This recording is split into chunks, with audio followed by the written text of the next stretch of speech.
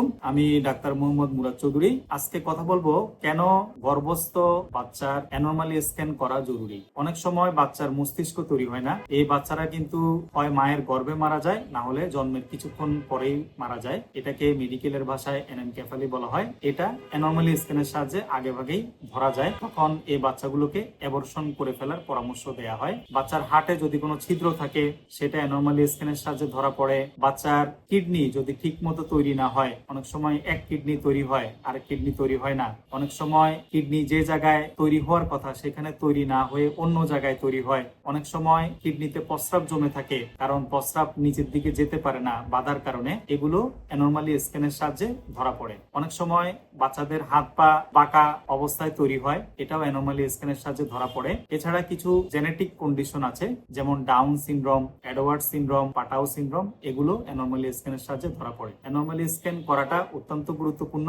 এ বিষয়ে আমাদের বাংলাদেশের সকল মা বাবাদের অবশ্যই সচেতন হতে হবে। ধন্যবাদ সবাইকে।